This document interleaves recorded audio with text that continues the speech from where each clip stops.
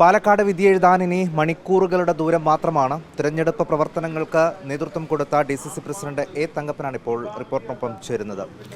തങ്കപ്പൻ, ഇപ്പോൾ ഈ വോട്ടെടുപ്പിന് മണിക്കൂറുകൾ മാത്രമുള്ളപ്പോൾ ഈ നിശബ്ദ പ്രചാരണ ദിവസം സുപ്രഭാതം, സിറാജ് പോലെയുള്ള പത്രങ്ങളിൽ സന്ദീപ് വാര്യർ മുൻപ് പറഞ്ഞ കാര്യങ്ങളൊക്കെ ഉൾപ്പെടുത്തിക്കൊണ്ട് പരസ്യം ചെയ്ത് അത് വായനക്കാർക്കിടയിലേക്ക് എത്തിക്കുകയാണ്. അതുകൊണ്ടൊന്നും ജനങ്ങളിത് വിശ്വസിക്കില്ല. കാരണം ഇന്നലെ സരിനും പറഞ്ഞിട്ടുണ്ട്, അവരുടെ പ്രസ്ഥാനത്തിനെതിരെ ധാരാളം പറഞ്ഞിട്ടുണ്ട്. ഇദ്ദേഹം പറഞ്ഞിട്ട് അന്ന് അവർ നിൽക്കുമ്പോൾ ആ നിലപാടാണ്. അദ്ദേഹം ആ നിലപാടെല്ലാം ഉപേക്ഷിച്ച് വന്നാൽ അതോട് കഴിഞ്ഞു, പുതിയൊരു നിലപാടിലേക്ക് വന്നിരിക്കുന്നത്. അപ്പോൾ അതോടുകൂടി അത് ഓർമ്മപ്പെടുത്തേണ്ട കാര്യമൊന്നുമില്ല, ജനങ്ങളുടെ മനസ്സിലുണ്ട്. അതൊന്നും കണക്കിലെടുക്കില്ല വോട്ടർമാർ. പാലക്കാടത്തെ വോട്ടർമാർ വളരെ ബൗദ്ധരാണ്, അത് കാലാകാലങ്ങളിൽ തെളിയിച്ചിട്ടുണ്ട്. ഇത് വെച്ചിട്ടൊന്നും അവരെ കബളിപ്പിക്കാൻ കഴിയില്ല.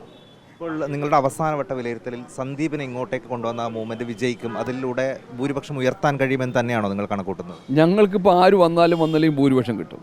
അത് നല്ല വ്യക്തമായിട്ട് ഭൂരിപക്ഷം ഷാഫി രണ്ടാം പ്രാവശ്യം വാങ്ങിച്ചുള്ള 16 കടക്കാനുള്ള ഭൂരിപക്ഷം നമുക്കുണ്ട്.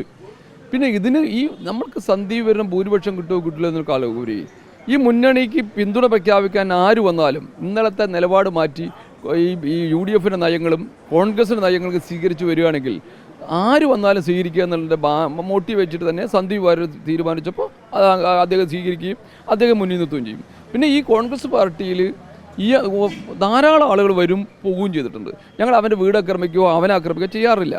അതിൻ്റെ ഫലമായി ഇയാൾ വന്നു, സ്വീകരിച്ചു. അയാൾ കോൺഗ്രസ്സുകാരെ സത്യത്തിൽ അയാൾ കോൺഗ്രസിൻ്റെ വളരെ മുന്നിൽ നിരയുള്ള നേതാവായി മാറുകയും ചെയ്യും. അത് കോൺഗ്രസിൻ്റെ പാരമ്പര്യമാണ്. ഇനിയിപ്പോൾ ഈ വ്യാജ വോട്ടുമായി ബന്ധപ്പെട്ട് ഇന്നും മന്ത്രി പറയുന്നത് ഏതെങ്കിലും തരത്തിലുള്ള ഒരു ഇടപെടലുണ്ടായാൽ ബൂത്തിൽ തന്നെ തടയും നിയമപരമായി എന്നൊക്കെ ഒരു വെല്ലുവിളി ഇന്ന് വരുന്നുണ്ട്. ശുദ്ധ അസംബന്ധമാണ് പറയണതെന്നറിയോ? വ്യാജ വോട്ട് പറഞ്ഞ സാധനം ഇവിടെ ഉണ്ടായിട്ടില്ല.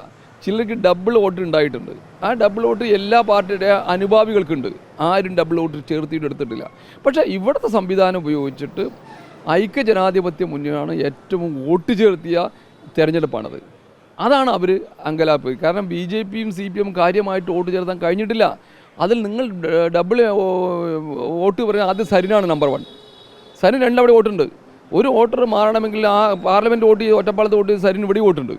അങ്ങനെ നോക്കുകയാണെങ്കിൽ കുറച്ച് പേര് വിരലിലെണ്ണാവുന്ന ആളുകളുടെ ഉണ്ട്. അത് അങ്ങനെയാണെങ്കിൽ ചാലഞ്ച് വോട്ടാക്കി മാറ്റുക, അല്ലെങ്കിൽ വേറെ എന്തെങ്കിലും ആക്കാം. പക്ഷെ അത് വെച്ചിട്ടൊന്നും മൊത്തമായിട്ട് വ്യാജ വോട്ടല്ല, അത് ഡബിൾ എൻട്രി ഉള്ളതാണ്.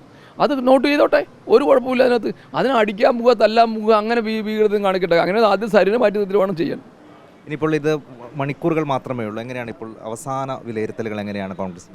100% ഞങ്ങൾക്ക് ഒന്നുകൂടി വിജയത്തിൻ്റെ ഉറപ്പിലേക്ക് നമ്മൾ നയിക്കാൻ പോവുകയാണ്.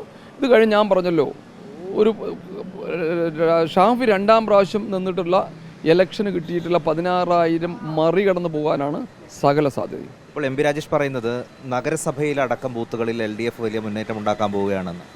അത് വലിയ തമാശയാണ്. ഈ പാർലമെൻറ്റിൽ 18,000 പുറകിലാണ്. പുതിയ വോട്ട് പറഞ്ഞാൽ ഒരു 1000 തയ്ക്കാൻ പോലും ചേർത്തിയിട്ടില്ല. ഏത് ബേസിലാണ് അവർ പറയുന്നതൊക്കെ പറയാം. 23 വോട്ട് എണ്ണുമ്പോൾ അപ്പോഴറിയാം ആര് പറഞ്ഞത് ശരി എന്നുള്ളത്. പക്ഷേ ഒരു കാര്യമുണ്ട്, CPMൻ്റെ ചിത്രമേ വരുന്നില്ല ഇവിടെ BJP നമ്മളെ മത്സരം. അതിനകത്ത് മാത്രമല്ല, ഈ ഗവൺമെൻറ്റിൻ്റെ കേരള ഗവൺമെൻറ് നെഗറ്റീവിൻ്റെ ഭീകരത ആ സ്ഥാനാർത്ഥിയും ആ മുന്നണി അനുഭവിച്ചുകൊണ്ടിരിക്കുകയാണ്. പിന്നെ എങ്ങനെ അവർക്ക് വോട്ട് കിട്ടും? ഒരു കാരണവശാലും രാജേഷ് പറയാം മന്ത്രി നിലയ്ക്ക്, ഇവിടുത്തെ കർഷക തൊഴിലാളികൾ, അതുപോലത്തെ NGOക്കാർ അവർക്ക് ദുരിതത്തിലാണ്. അവരുടെ മുന്നിൽ പോയി രാജേഷിന് ഈ പത്രസമ്മേളനം നടത്താൻ കഴിയില്ല. അതാണ് കോൺഗ്രസിൻ്റെ ആത്മവിശ്വാസം. ഭൂരിപക്ഷം കൂടും, CPM ചിത്രത്തിലേയില്ല എന്നുകൂടി പറയുന്നു. BJPയും കോൺഗ്രസും UDFും തമ്മിൽ തന്നെയാണ് പാലക്കാട്ടെ മത്സരം എന്ന് ആത്മവിശ്വാസത്തോടു കൂടി തന്നെ പറയുകയാണ് DCC പ്രസിഡന്റ്.